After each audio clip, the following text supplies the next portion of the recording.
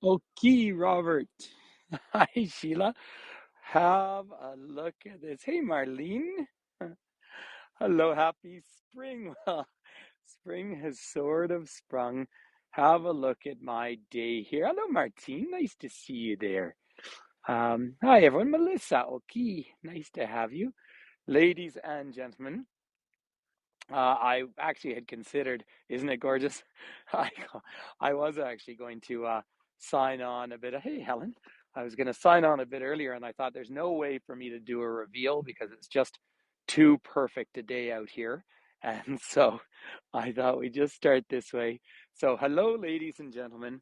I'll take off the glasses for just a minute so I can see the chat a little bit better. I'm sure my counter is all off because I know there's a lot more people there. It's starting to creep up. Hi, MB. Nice to see you here. This is your happy place. Mary Beth, ladies and gentlemen, has walked all the way to the far end of that lake with me before.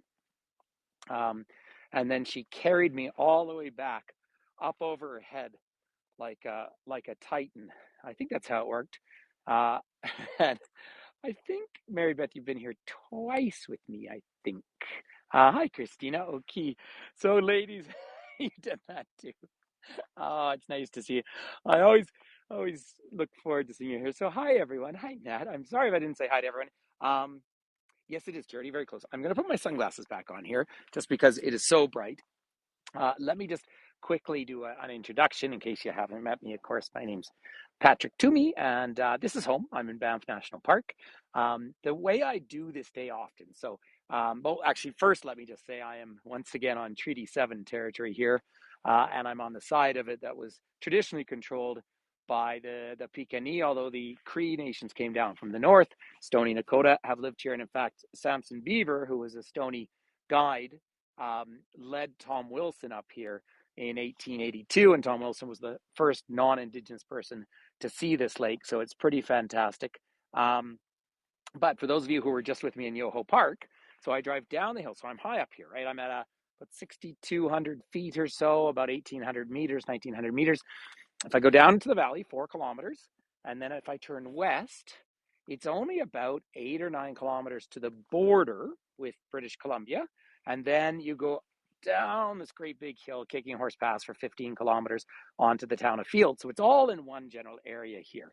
So that's why I sort of put these in together. Often I'll do this as an afternoon trip, but I thought, hey, Lynn, I thought we'd mix up the light a little bit, and it's just warming up. Do you know, I was so hot in the car, I almost walked down here without my jacket on. Um, Joanne, I was in Yoho. I'm sorry you missed it because it was just a gorgeous day out there today. But have a look at this, ladies and gentlemen. I'm standing. There's about 100 meters, about 96 meters of water underneath me. That's about 300 feet. So I walked out here. Thanks, Martine. I'm going to keep a very, very close eye on the time today, everyone, because right when I finish, our buddy John Wright up there in York's having his like 2 year tour, and he's a buddy of mine. I'll try and sign on for a little bit of it. But I'm going to be going over there later today. That is the Lake Louise ski area. Now it's kind of bare, but on days like today, bonjour Hélène, on days like today, how do you say no to a perfect, perfect blue sky? And that is, hi Anita, nice to see you here. So that is one of the biggest ski areas in Canada. It's a famous worldwide ski resort. Gosh, I'm sorry, I'm getting myself a little distracted. There were like 100 and whatever people signed up for here, and it's saying there's only 50 something on board. The counter could be off. It's been happening a lot, but I always, it's not that I want to hold off. Yeah, that's a very low number. But for us, but yeah, that's what it's showing. But it doesn't matter what it's showing. I mean, it's erroneous. Um, but this is our Alberta blue sky, and of course, we're famous for these blue skies. Now we have 8 months of snow, about 9 months up here at Lake Louise. Of course, this is the down at the village is the highest permanent community in all of Canada, and of course, the border with British Columbia is the highest point on the Trans Canada Highway. It's not actually the highest point you can drive to on a official road in Canada. The highest point is the Highwood Pass. Um, but the sun is really quite high up behind me. So there's that shadowy creature. That's what a gimbal looks like in these views. And as we flip around, look at that gorgeous sun up behind me. Now, we don't walk closer to that mountain in the wintertime, and that is because that is avalanche risk. Mount Fairview over here. There's actually a nice viewing platform up top there, but have a look down. Oh no, sorry. I thought there was some avalanche coming off the glacier at the back there, and I'm just gonna scan in so you can see those frozen waterfalls. At first, I thought that was actually falling, but I have caught avalanches off here before. I mean, it is that spectacular to see. But that is the Victoria Glacier on Mount Victoria there, Victoria Peak. But the real name of this lake is No Rumnine, which is the lake of the little fish. Now, keep in mind, something like 85% of the lakes up the glacial lakes, this is a true moraine lake, didn't actually have fish in them because how would fish get into them? In fact, up around that little beehive is what that peak's called there. Up in there is Lake Agnes, and there's a tea house up there that people hike up to in the summertime. Very famous tea house. But fish wouldn't have gotten up there. The outflow from this lake was obviously consistent enough that little fish were able to make their way up here. Thanks, Michelle. Which, of course, always raises the very important question, what do you call a fish with no eyes? It's a fish. That's one of my favorite fish jokes. But, of course, what did the fish say when it swam into the wall? Damn. Now people are out here. So there's probably, I would guess, probably a little less than a meter of ice. Hey, Phil, I didn't see you there, buddy. Nice to see you. About a meter of ice underneath my feet here. And the ice is supported by the water deep underneath down here. And this lake is a giant bowl. Where the famous hotel is over there is like a natural dam. And that is called the Terminal Moraine. So this is a moraine lake in a giant bowl through here. And then down in the valley, of course, is where this water is flowing out and draining in to the draining into the Bow River. So that's kind of the whole formation of the system. But of course, because there's glaciers around me, it means that, of course, the last ice age hasn't ended. And so it's pretty fantastic up there. Now, in my lifetime, that glacier has receded by a third. So they are receding quickly. And again, that is an ebb and flow. If it's a natural process, not the end of the world. If it's an unnatural process or accelerated process, which is what we're going through, obviously that's a bit of a different game. Look at that one little cloud up there. So the only thing is, I mean, these perfect bluebird days are just so fantastic that, of course, it's breathtaking. But I will be skiing very much on the main runs when I'm going over skiing today because there just hasn't been enough fresh snow for a while. So there's not a ton of snow out here. It is just so magical out here. Hi, everyone joining. I'll just say a quick hello again. I really have to, it's a bit hard to see the chat, but I have to keep my sunglasses on because it's just so bright. You know, it's very bad for the eyes to get that glare. And I do have sunscreen on today. And I even have, hi, Bina, nice to see you here. Yeah, it's nice to have the little boot. It has one boot, actually. But see, I put on this 45 sunscreen on my lips, too. So no kissing because it doesn't taste very good, but it stops that burn from happening. So so let's keep wandering up. So yes, Mary Beth has stayed at this hotel several times. In fact, I don't know on this particular tour, but I do get people who come back on tours who have been here with me. I have stayed in this hotel way more in the winter than the summer, and whilst this is of course spectacularly, breathtakingly beautiful in the summer, let me prove that point if you need me to prove it for you. Hi, Richard. That was sunrise at the end of August last year. It is iced over for about half the year. And so as early as November, we can actually come out here and walk on it and skate on it. But of course, when you're out in this valley like this time of year with the blue sky, it is spectacular. And indeed, as Michelle said, it is the start of spring. So it's lovely to have everyone here for the start of spring. But for us, of course, we could easily get another serious cold spell. We get several more. Although the bears are awake. Yeah, well, it's the first day of spring officially, Nat. And I have been enjoying birds so much. By the way, there's someone out on a snowmobile out there. When I arrived here, there was a gentleman on horseback. They have horse-drawn sleds. But what they're doing with that is they're actually grooming a section of the snow. And then they're going to place cross-country ski tracks down there. Now, my plan originally was actually to bring out my cross-country skis today, but it was such a sunny day, and with a high of +4, I thought I really need to be at the top of that mountain up there in the distance. Now, I do sort of regret not throwing my skates into the car this morning because the skating rink's in great shape, and I thought I'd go out and show that to you. But for those of you just joining, let me just turn around again as we look up the valley. Now, the very top of that peak in the distance is the boundary with British Columbia. So that's the east-west divide. That means if you're a flake of snow melting at the top of that, you could either come down and flow all the way to the Atlantic Ocean or go down the back all the way down into the Pacific Ocean. Hi, Margarita. So it's so they call this the jewel of the Canadian Rockies. And again, the lake of the little fish, and the fish don't get much bigger than about 10 centimeters. That's about 4.5 inches long, because frankly, there's not a ton of food in here. And what are the fish doing right now? Well, the fish have slowed down their metabolism underneath us, underneath this whole sheet of ice we have here. Oxygen is sitting up as it floats up to the top, right? Is that Christina? That's excellent. And so they slow their metabolism, and they still have access to oxygen, but they slow right down. Now, I think once or twice I've maybe managed to show you a fish on tours here. If I walk along that side of the lake, looking down, right along the edge, you can see some. Richard, you could theoretically ice fish here if you had a park permit, but you just wouldn't, because the fish are just too small for it to be any relevance. You'd need such tiny quarter-pound test and tiny lures that it would be sort of irrelevant. So they really don't fish here at all. Although I have had the you're eating salmon. Wow, yum. I have had the thrill of seeing an osprey come and catch a fish out here once upon a time. Now this actual famous hotel, and of course this is the wave 2 of those grand Canadian Pacific hotels. Obviously the granddaddy really being the Banff Springs. Then they built this one, Chateau Frontenac, the Empress out of the coast. Now I believe Martine said something funny here, but I've missed it because, again, with my sunglasses on, the chat is just a little bit harder, but I think you can see why I do have sunglasses and sunscreen on today.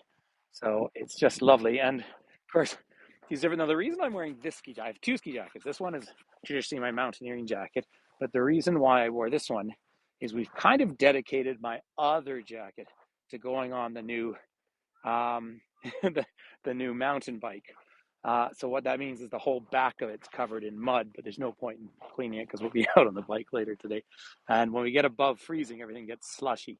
But this will be safe. You could probably walk out here for about, sorry, I'm trying to turn this around, for about another month as a rule, depending on the year. Let's go up and have a quick look at the skating rink. Like I said, I'm keeping a fairly close eye on the time today, just because, say, John has got his 2-year anniversary, and that's an important thing. And I've met John, and I've been so lucky to meet up both in life and virtually with so many Voyagers and guides. I think it was 25 guides or something I've met, but I chat with John quite often because we both do the 360 videos as well. So one of the reasons we chat, and we have very differing opinions on Captain Cook. Now, there's somebody figure skating out there.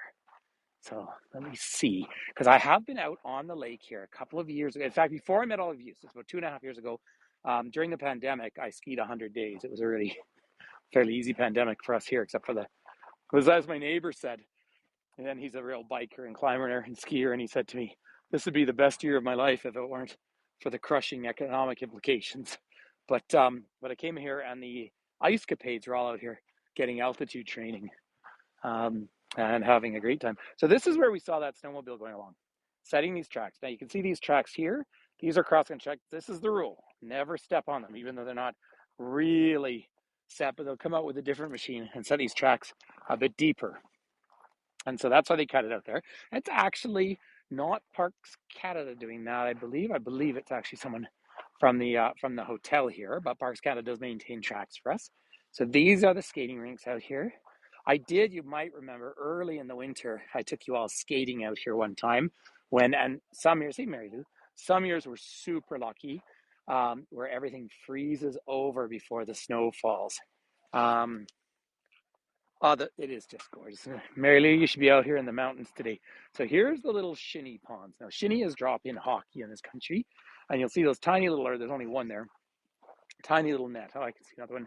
The idea behind it is you're not wearing pads. Now, pucks are 8 ounces of frozen rubber, and they really, really, really, really hurt. So that's why when you play shinny, you keep the pucks on the ground is the idea, and so you don't raise them, and so no one gets hit with one. So that's where, and it's very important. Now down the far end, it's very common to have avalanches down here, and I've seen 2 or 3 before, but one big one that came down the back of this mountain out here. I got it. Well, I've met you, Joanne, and I thought you were about 6'2", so I think you're making that up.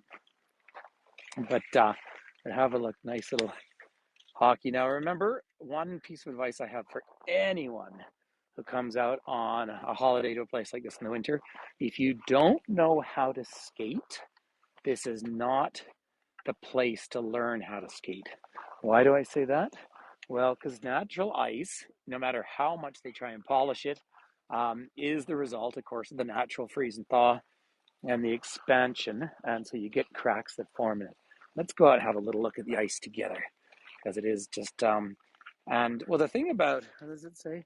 Too textured, exactly. Yeah, the texture of it, and of course, unlike skiing, you lean forward, other sports lean back, but skates, you want to bend your knees, but stay pretty much in the middle. So even though this ice is in great shape, so I'm out on the ice here, look at the cracks out here. You're welcome, John. So the best piece of advice I can give to you, if you ever go skating on natural ice, is to say no to crack, which I guess carries over to other things in people's lives. But yeah, just as I slide along here, I can actually feel the texture of it. Now, I'm very typical of someone who, skates 6 or 7 times a winter, where I haven't actually sharpened my skates for ages.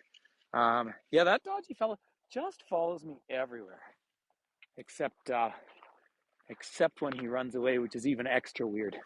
So I want to wander up with everyone. Oh, there are still, the remnants of the ice carvings out here. Now it stays cooler here, of course, than it does in Banff, because we're a couple of 100 meters higher. But Mount Huron up there to the left, patron saint of Cornwall. But again, so often, all these mountains do have indigenous names as well. The village of Lake Louise down below, and I've done some fun tours down there, but the village is actually owned, the main little shopping center. Of course, the permanent population is about 700, but the main shopping center is actually owned by the Madawaskets First Nation, once known as Hobima. Why that's relevant is it's actually the largest reserve in all of Canada, and it's their land, which is a pretty fantastic thing. Gradually, as Parks Canada is moving towards greater understanding and reconciliation with Indigenous populations, and I think it is very important to acknowledge that. Now, there is a bunch of construction going on over here. Is that right, Cynthia? And that's where they once upon a time had a swimming pool here. But when they closed it when they winterized the hotel, and it wasn't really till the 1970s that it was year round. But I don't know, I sort of like it more in the winter. Some people find, particularly in cloudy days, they can find the hotel quite austere. But I tell you, if you're in those rooms, then your room is totally, totally consumed with that view. And when you wake up to that view, you don't go back to sleep. That is pretty fantastic. Now, talking about species, we were talking about these earlier. The grizzlies are waking up. It really is, Melissa. And there's the wolverine. Now, Pam said she's twice seen one in the wild. I've never seen a wolverine in the wild, but I would love to. But today, when I'm over skiing this afternoon, I will be looking for lynx here. And there is a family of lynx that live over on the ski hill. And we do see them several times a winter. And they have those gorgeous, gorgeous big paws that are disproportionately large to the rest of their body, because they can walk on top of the snow a bit like a snowshoe. And then everybody wants to go for the goat, because apparently the mountain goats are the most delicious. But goats we tend to see, if I were driving up to Jasper this time of year, I often see goats up there on the road more like May, because they'll come down to eat when the snowpack is still really high, and then they disappear up into the mountains. But when you do see a mountain goat, they are so beautiful and very different. from a bighorn sheep. Ooh, I think they've ended the ice bar. Should we go see if anyone spilled any booze anywhere? Um, the ice bar is closed.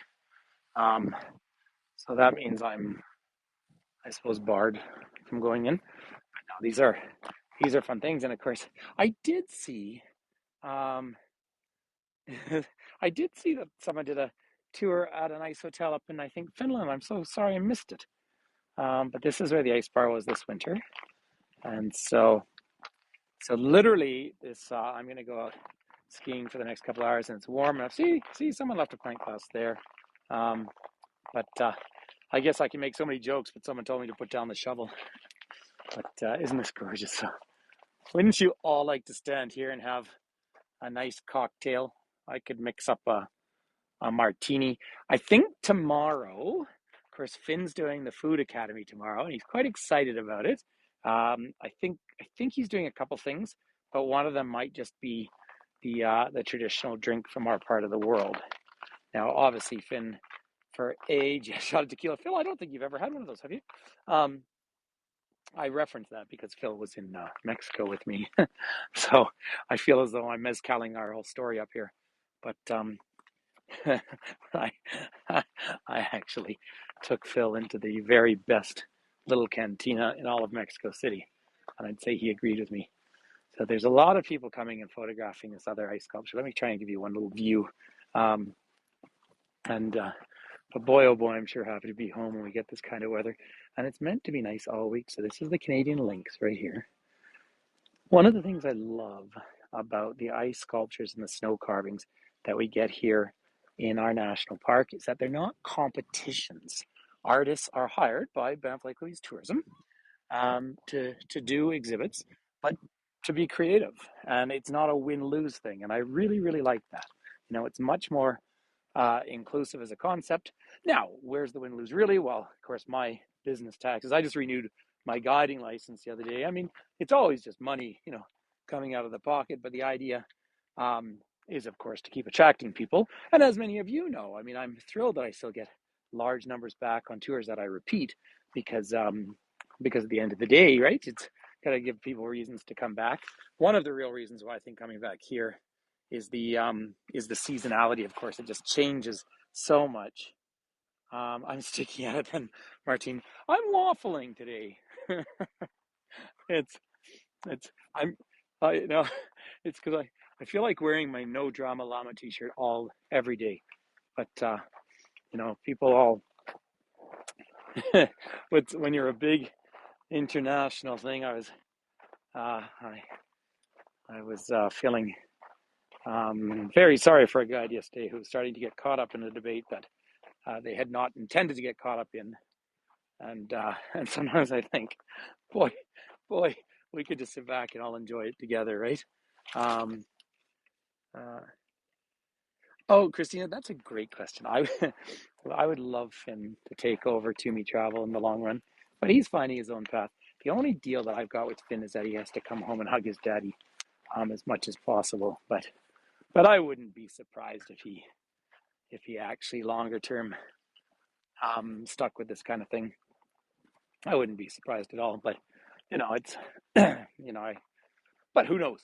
Who knows? We'll do that. We've got a tour up on Friday with Finn because I'm going to be taking him into the airport. So I thought it'd be fun to do a little chit chat with that kid. Ooh, somebody's got a camera set there. The reason I'm wandering over here is this is from the other side than I normally would. This is where the lake starts to break up. Now, there's such a massive volume of water in this lake that it is actually an outflow through here. And this flows the 4 kilometers down into the valley, and it drains into the Bow River just about less than 100 meters from where the pipestone is draining in on the other side, coming down off where the ski hill is. Now, obviously, the real melt has not started at all, but this never freezes all the way over. Look at this for a bit of sheer beauty right here, down through the ice, down at the bottom. See how there's very little vegetation? Thanks for following, Barbara. See, very little vegetation at the bottom, and that's one of the reasons why the fish don't get that big. And somebody's got a receipt in there. Remember the ethos here when you're in the mountains is take nothing but photos, leave nothing but footprints. And I know that accidents can happen. but we have to do our very, very best to keep these places clean. When I bring a group out here in the summer from Banff to see this place, they're always surprised how early I make everyone get up.